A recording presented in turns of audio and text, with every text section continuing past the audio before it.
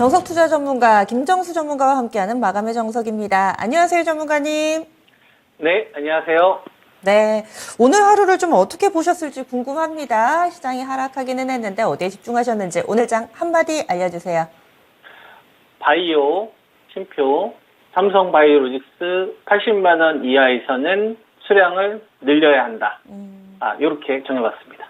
원래 시장의 나침반으로 세 종목을 꼭 집어서 이야기를 해주시잖아요. 이 시간에 오늘 장 한마디에서도 이 삼성바이오로직스를 또 기준점으로 설명을 해주시자고 있는데 구체적으로 알려주시네요. 80만 원 이하에서는 수량을 늘려야 한다. 이렇게 잡으신 이유 알려주세요. 네, 저는 2023년도는 주도 산업 세 가지, 배터리하고 반도체하고 바이오하고 여기서 이제 좋은 기업들은 수량을 늘리는 관점으로 가야 된다라는 의견을 드리고 있고, 그리고 이 기간 동안에 제가 여러분들에게 큰 축으로 이야기했던 뭐 강남으로 많이 좀 비유했었던 기업들, 그래서 LG 에너지 솔루션도 제가 여러분들에게 37만 추천드린 다음에 지금까지 가져오고 있는 거, 그 다음에 48만 원 이하에서 44만 원 매수하면서 그 다음에 수익 병행하면서 계속 수량을 좀 늘리고 있는 거. 그리고 반도체 가운데서는 최근 들어서 삼성전자 59,000원 방어가 중요한 거지, 실리콘밸리 은행의 어떤 이 파산 이런 것보다 알 수 없는 거 말고 그냥 59,000원에 매수하신 분들 그냥 7만 원대까지 가져가시는 거고, 그리고 이전에 가지고 있으셨던 분들도 아마 67,000원대 많이 가지고 계실 텐데 팔지 말고 더 살 생각을 해라 라는 관점으로 여러분들한테 제시를 하면서 지금까지 왔었잖아요.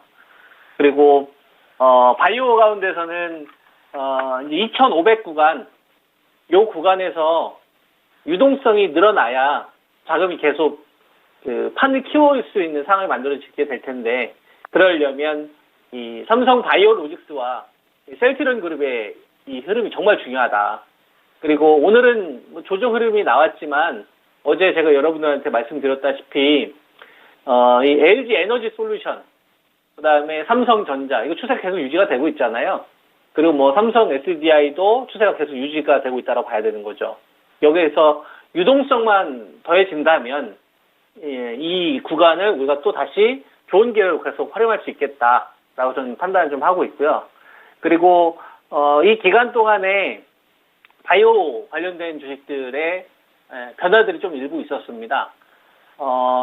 가장 크게 영향을 좀 끼친 거는 물론 개별 기업들의 호재들도 있었겠죠. 그리고 뭐 AACR, 그리고 아마키에 대한 좀 기대감도 있을 수 있고, 근데 그거는 말을 갖다 붙이는 거라고 저는 생각을 하고요.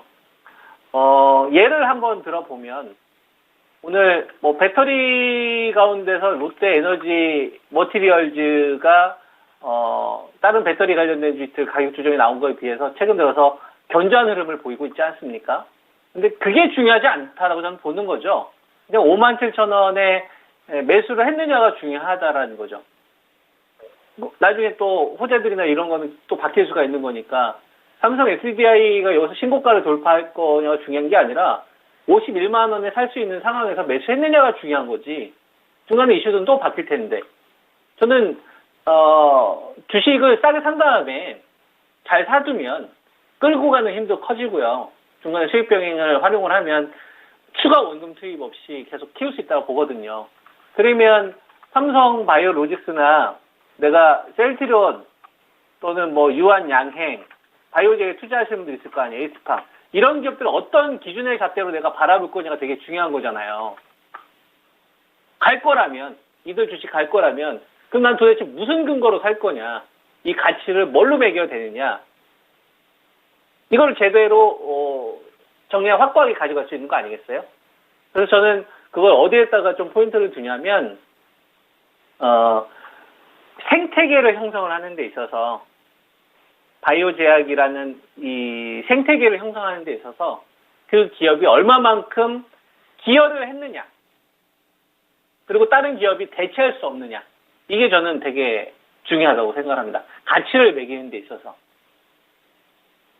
그리고 이 가치를 매기는 거는 비탄력적이어야 된다고 생각을 하거든요. 탄력적이면 안 된다. 시세가 움직이면 또 믿고 시세가 안 믿으면 나쁜 기업. 그게 아니라 진짜 좋은 기업은 그 자체로 생태계 기여도를 한 것을 보고서 우리가 찾아야 되는데 삼성바이오로직스는 뭐 부침이 있었지만 그게 중요한 게 아니고 꼭 그냥 80만 원 이하에서는 계속 수량을 늘리는 전략을 세우면 되지 않나 라고 저는 보는 거예요. 여기에 뭐 비중에 대한 것들이 있겠죠. 우리가 뭐 2번에 나눠 살 거냐 3번에 나눠 살 거냐, 내가 1억을 운용을 한다면 내가 한 1,500만 원을 넣을 거냐 아니 2천만 원을 넣을 거냐, 이런 어떤 것만 고민하면 된다 이거죠. 그랬을 때 삼성바이오로직스가 좋다라면 이 좋다라는 기준을 우리는 뭘로 잡아야 되느냐, 이거에 대한 고민을 좀 해야 되는데, 삼성바이오로직스한테 가장 중요한 거는 돈으로부터 인정을 받는 거다. 그러면 그때 되면 비싸진다. 유동성은 비싸지게 하는 요인이 될 수 있다. 그러니까 그 전에 저는 감안해야 된다라고 보는 거예요. 보유하시는 분들의 입장에서도 마찬가지고 신규로 공략하시는 분들의 입장에서도 마찬가지고. 그러면 삼성바이오로직스가 돈을 공격적으로 벌기 시작했던 시점이 2020년도예요. 여러분들 다 아시겠지만 코로나 터졌을 때 대규모 위탁 계약이 이루어지면서 뭐 1,000억도 벌지 못했던 기업이 한 3천억, 5천억 정도 버는 규모로 팍 늘어났죠. 이건 구조적인 변화다. 그러면 이거는 가치를 인정해줘야 되지 않겠느냐. 1,000억도 못 벌었던 기업이 3천억, 5천억을 버는 수익성의 급격한 변화가 일어났던 시점. 그죠? 그러니까 그거를 현재 시점에서 우리가 기준으로 세운다면 약간의 디스카운트를 좀 감안을 해봤었을 때 그냥 80만 원 이하에서는 살 생각만 하면 된다. 그 사두고 기도하는 거예요. 기도하는 겁니다. 빨리 올라가느냐 늦게 올라가느냐. 빨리 올라가면 땡큐, 늦게 올라가면 뭐 계속 사두지 뭐. 그러다 너도 LG 에너지 솔루션처럼 될 수도 있는 거고 삼성 SDI처럼 될 수가 있는 거죠.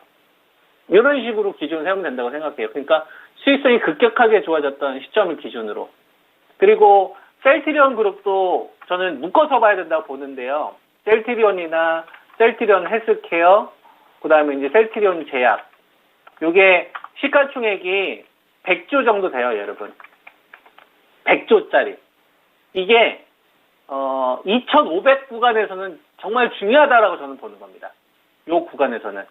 왜 그러냐면 배터리하고 반도체로 2,200에서 2,500을 끌고 왔는데, 그죠? 그러면은 주식들에 대한 뭐가 바뀌어야 되냐면은 유지비가 비싸졌는 상태이기 때문에 이 유지비를 높일 수 있을 만한 요인들이 발생이 돼야 되거든요. 계속 푸시를 해줘야 된단 말이에요. 머니들이. 근데 유동성이 늘어나고 있잖아요. 그죠? 근데 삼성전자나 LG 에너지 솔루션 유동성이 늘지 않으니 보태주는 역할이 필요하다 이겁니다. 보태주는 역할. 그 역할을 셀트리온 그룹이 참여를 해야 된다. 그래서 여기서 유동성이 참여를 하게 되면 우리가 바이오제약 관련돼서 좀 중가권에서 움직이고 있는 주식도 있지 않습니까? 최근에 뭐 아마케 관련된 이거에 대한 좀 기대치가 있는 뭐 한미약품 같은 경우도 보면 최근 들어서 뭐 반등이 좀 시도를 하고 있는데, 자, 한미약품도 우리가 같은 시각으로 바라볼 수 있겠죠. 이 주식에 우리가 고점과 저점은 맞출 수는 없겠으나 우리가 이 한미약품이라는 이 기업이, 그죠? 이 롤베론을 통해서 허가가 승인이 됐잖아요. 2017년도, 18년도, 19년도에 뭐 바이오 베타로 대규모 기술 이전을 했지만 그게 다 반납됐지 않습니까? 그래서 임상 실패가 연이어서 나왔었고, 릴리 것도 임상 이상에서 실패했고, 기술 반환됐고, 얀센으로부터 기술 반환됐고, 그럼 과연 한미약품이 바이오 베타 이거로서 값어치를 잃어버렸었는데 그 자존심을 회복한 게 노론티스잖아요. 그러면 노론티스를 인정받기 전에 수준은 우리가 인정해줘야 되지 않겠느냐. 그러면 이 주식은 27만 5천 원을 넘어가는 순간 인정해주기 시작을 했다. 그러면 이제 깨어나기 시작을 하는 거죠. 시장으로부터 인정을 받지 못했던 주식들이 이제 하나둘씩 인정을 받고 있구나. 그럼 한미약품도 인정을 받고 있는지 인정받았으니까 이제 유한양행 같은 기업들을 보는 거야. 유한양행도 그러면 값어치를 인정받느냐. 근데 요거 밸류를 산정하는 데 있어서 제일 중요한 게 유한양행이라는 기업이 이 가치를 뭘로 매길 거냐가 되게 중요하거든요. 이 가치는 안정성에서 성장성으로 구조적인 변화를 시도했던 거. 요걸 우리가 좋음의 기준으로 판단하면 될 것 같아요. 좋은 가격에 대한 기준으로. 그동안에는 처방의약품으로만 돈을 벌었는데 이제 기술 수출해서 돈도 버네. 그리고 그것이 임상이 진행되는 거에 따라서 값어치가 높아지겠네. 그러면 이전에는 처방의약품으로만 돈을 벌었을 때보다는 높은 밸류를 유지해줘야 되는 게 아니냐. 그렇게 이제 보는 거죠. 그래서 되게 중요했던 자리가 53,000원 정도 되거든요. 그래서 오늘 이거 돌파한 건 저는 굉장한 의미를 가지고 있다고 생각을 합니다. 바이오제약들이 지금 하나둘씩 그 몸값을 인정을 해주려고 하는 거구나. 과거에는 돈이 줄어들었었을 때는 그냥 별 볼 일 없이 시장에서 버렸었는데, 그러면은 우리가 좀 흑자 전환이 되거나 이런 업체들 관심을 가져야 되는 거예요. 팔이 더 커질 수 있으니까. ABL 바이오 같은 경우도 보면은 이 기업이 나 잘해 이게 아니라, 그죠? 해외에서 인정을 받았잖아요. 인정받았다라는 거는 협력 관련된 것도 있는데 실적으로 수익성으로 이어졌느냐. 사도피나 론자로프 인정을 받았었고, 또 이런 기업들도 지금 살아나고 있는 게 계속 확산되고 있다. 근데 에스팜이라는 기업도 우리가 한번 생각해 볼 필요가 있습니다. 우리가 mRNA 관련된 주식을 하면 대표적으로 올리스가 있고, 그 다음에 이제 에스팜 정도가 있는데요. 에스팜 같은 경우는 이제 흑자 기업이잖아요. 신약 개발하는 업체라기보다는. 그죠? 그러면은 우리가 이 기업의 좋은 가격에 대한 기준을 무엇으로 이제 볼 것이냐. 이게 이제 중요할 것 같은데, 아무래도 이 기업은 신약을 개발해서 대규모로 돈을 버는 이런 비즈니스가 아니라 이 적자에서 흑자로 돌아서는 데 있어서 무엇이 기여를 했느냐. 반올공장 증설하면서 돈 번 거 아니에요? 길리어드 쪽 시연간염 요수주 떨어지면서부터 적자에 허덕였던 거를 흑자로 돌리게 됐었던 게, 그죠? 이 반올공장 증설하면서 이 흑자로 돌린 거잖아요. 그러면 증설 전의 밸류를 우리가 인정해줘야 되지 않겠느냐. 그 가격을 회복하는 게 되게 중요했는데, 이 가격을 77,000원을 회복해줬다. 그러면 우리가 이런 시각을 우리가 가질 수가 있겠죠. 지금 종합주가지수가 그동안에는 2200에서 2500 올라오는 기간 동안에 배터리가 여전히 1등 역할을 했었고, 2등으로 반도체가 2500까지 갖다 바쳤는데, 요 기간 동안에 아무런 역할도 하지 못했던 바이오 제약에 대해서 머니가 화가 난 거예요. 삼성전자도 화가 난 거고 배터리도 화가 난 거예요.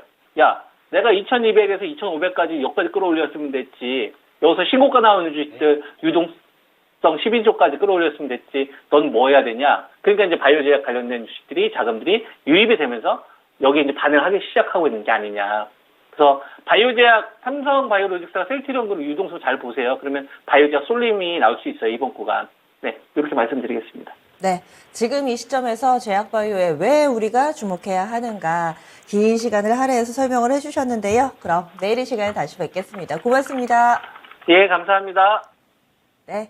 김정수 전문가와 함께하는 마감의 정석이었습니다. 오늘 삼성바이오로직스는 80만 5천 원의 종가가 형성됐습니다. 80만 원 선 이하에서는 전체적인 제약 바이오 종목군들에 대해서 좀 긍정적인 시각으로 또 사담아 가야 된다 이렇게 이야기를 해주시는데요. 오늘 저희 준비한 내용은 여기까지입니다. 다양한 투자 판단에 대한 도움 말씀드렸고요. 종목의 상승 하락을 보장하지는 않습니다. 지금까지 마감은 증권통이었습니다. 고맙습니다.